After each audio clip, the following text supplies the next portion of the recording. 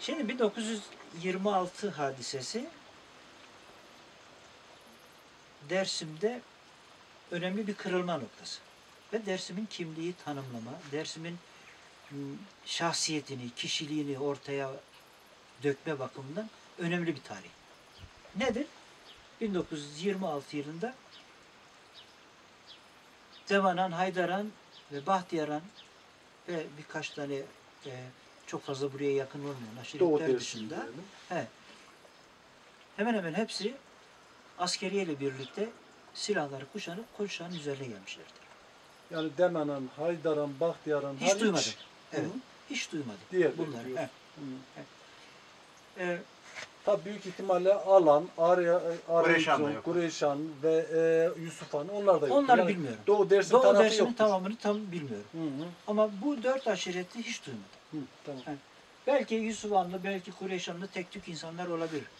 Onu bütün aşirete mal edemem. Ama Koçuşağı'nın o dönemdeki yalnızlığı, aslanın ağzına atılma durumu, Dersim'in o zamanki kimliğini, durumunu, aşiretlerin birbirlerine bağlılığını, birbirlerini koruma duygusunu çok iyi ifade ediyor aslında. Yani tamam Haydaranlı yok ama gelmemiş de bize desteğe de gelmemiş. Oradan bakmış işte. Koşgiri'ye bakmışlar yani. Ciddi bir anlamda bir katılma yok. Şimdi 1920 bunu çok önemli ifade etmek istiyorum. Birinci ifade etmek istediğim şu. 1926 olayıyla ilgili ciddi bir araştırma, ciddi bir öğrenme, ciddi bir böyle analiz etme kaygısı içerisinde olan kimseyi görmedik. Siz bunda ilksiniz. Bunu ciddiye alıp ya bu nedir? Bunun temeli nedir? 26'da ne yaşanmış? 26 niye bu kadar önemli? Üstelik de bir kırılmayan bir direniş var. Yani kim bu?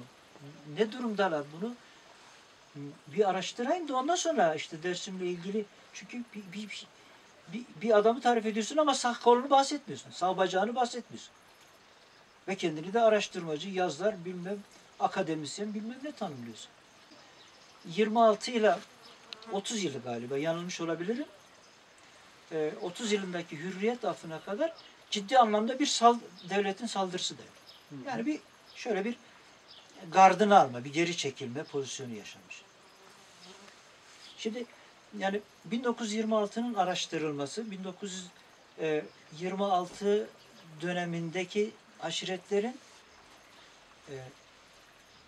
Koçuşağı'nı aslanın ağzına atarkenki acımasızlığı ve bazı aşiretlerin de ilgisizliği Dersim'i iyi anlatır aslında. Kötü bir şey mi? Kötü bir şey. Peki niye bu aşiretler bu duruma düştü? Ya 500 yıldır sen yok ediliyorsun. 500 yıldır bu zulüm altındasın. Yani bu bel vermeleri yaşaması da eşyanın tabiatı yani. Ben böyle açıklarım yani. Ama bu bir gerçeklik. 1926 yılında Kocan aşireti yalnızlaştırılmıştır. Yaşlılarımız 1926 hareketini anlattıklarında istisnasız hepsi Sıroka esker ama serema derler. Yani asker üstümüze geldiği zaman derler.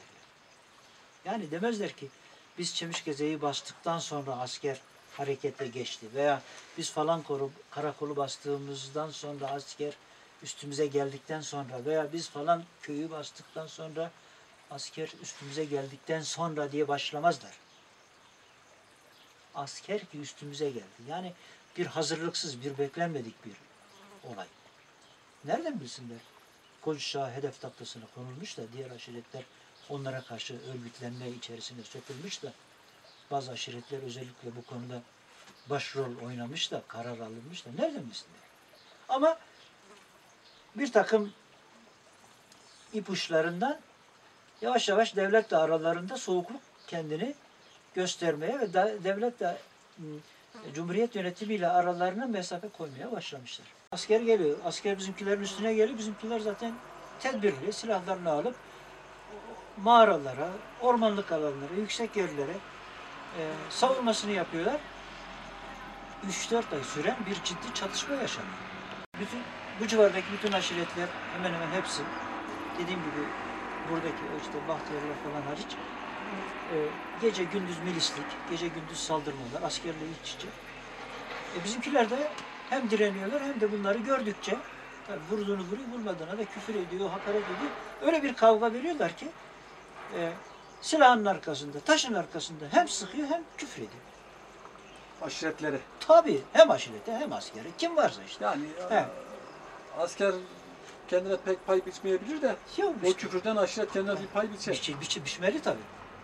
Çünkü dediğim gibi o seni yok etmeye gelir, sen de yardımcı oluyorsun kardeş olarak.